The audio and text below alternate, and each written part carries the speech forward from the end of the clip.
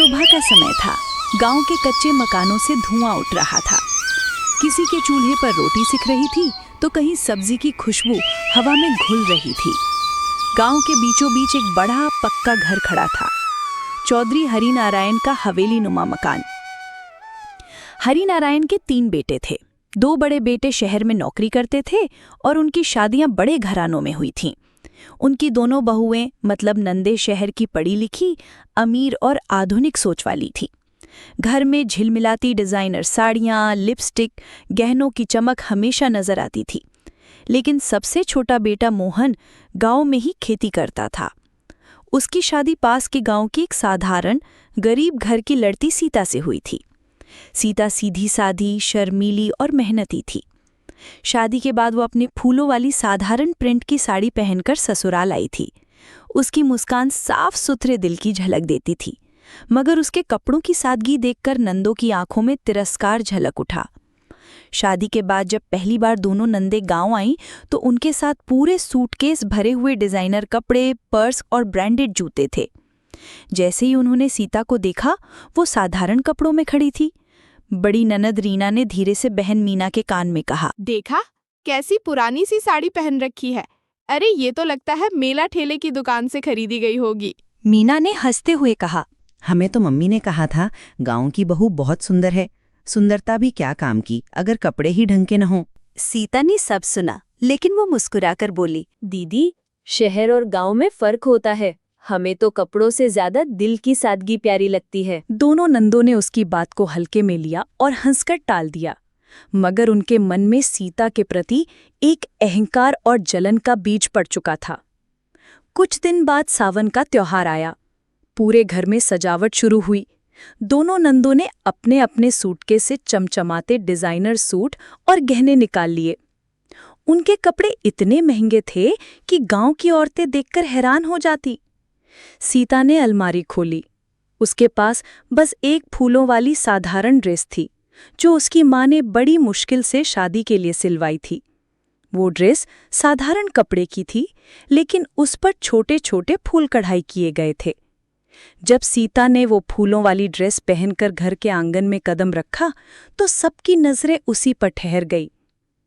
गांव की औरतें आपस में कहने लगीं, देखो, सीता भले ही गरीब घर से आई है, लेकिन इसमें कितनी सादगी और शालीनता है।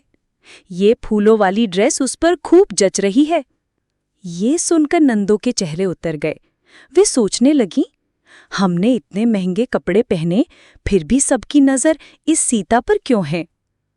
शाम को पूजा का समय आया। सब लोग घर के आंगन में बैठ गए। नंदे अपने गहनों और डिजाइनर कपड़ों को बार बार दिखाने की कोशिश करती, लेकिन हर बार गांव की औरतें सीता की तारीफ कर देतीं।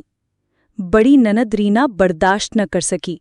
उसने सबके सामने ताना मार दिया, सीता, तुम्हारे कपड़े तो बहुत सस्ते लग रहे हैं। शहर में तो ऐसे कपड़े कोई नौकरानी भी न पहने। तुम हमारी इज्जत खराब कर दोगी। हाँ, अगली बार जब हम आएंगे तो तुम्हें हमारे पुराने कपड़े दे देंगे। कम से कम घर की बहू जैसी तो लगोगी। दीदी, कपड़े इंसान की पहचान नहीं बनाते। असली पहचान उसके आचरण और संस्कार से होती है। ये सुनकर सास ससुर के चेहरे गर्व से खिल उठे। उन्होंने कहा, सीता हमारी बहू ही नहीं, घर की लक्ष्मी है। हमें इसके संस्कारों पर नाज है। समय बीतता गया। एक दिन घर में गांव का एक बड़ा कार्यक्रम रखा गया। आसपास के लोग, रिश्तेदार सब आने वाले थे। दोनों नंदों ने सोचा, इस बार हम सीता को नीचा दिखाएंगे। उन्होंने महंगे डिजाइनर कपड़े मंगवाए। गहनों से लदी फदी दोनों नंदे जब घर पहुंची तो सब उनकी तरफ देखने लगे। लेकिन तभी सीता भी आई। उसने वही फूलों वाली ड्रेस पहनी थी जिसमें उसकी माँ ने अपने हाथों से कढ़ाई की थी। उसने बालों में गजरा लगाया और माथे पर छोटी सी बिंदी। गांव की सभी औरतें और बुजुर्ग बोले, सीता तो आज देवी सी लग रही है। इसकी सादगी और मुस्कान सबको भा रही है। नंदों की आंखों में ईर्ष्या साफ झलक रही थी। उन्होंने मन ही मन सोचा, हम लाखों खर्च कर दें, फिर भी इस बहू की बराबरी नहीं कर सकती। उस रात जब सब सो गए, दोनों नंदे आपस में बातें करने लगी। रीना बोली, मीना, मानना पड़ेगा, सीता की सादगी और उसकी फूलों वाली ड्रेस ने हमें बार बार शर्मिंदा किया।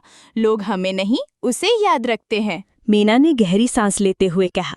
सच है, शायद हम गलत सोच रही थीं। इंसान की असली पहचान डिजाइनर कपड़ों से नहीं होती।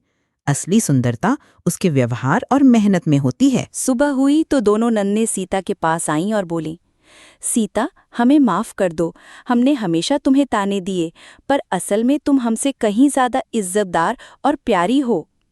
सीता ने मुस्कुराकर कहा, दीदी, माफी की कोई जरूरत नहीं। परिवार में प्यार और सम्मान ही सबसे बड़ा गहना होता है। समय बीतने के साथ नंदे भी बदल गई। उन्होंने सीता की सादगी और मेहनत से सीख ली कि इंसान की असली खूबसूरती उसके संस्कार और दिल की अच्छाई में होती है, न कि डिजाइनर कपड़ों में। गांव में आज भी लोग कहते हैं, चौधरी हरि नारायण की छोटी बहू सीता, जिसकी फूलों वाली ड्रेस ने अमीर नंदों के डिजाइनर कपड़ों को मात दे दी। ऐसी ही हिंदी कहानियां देखने के लिए हमारे चैनल को सब्सक्राइब करें।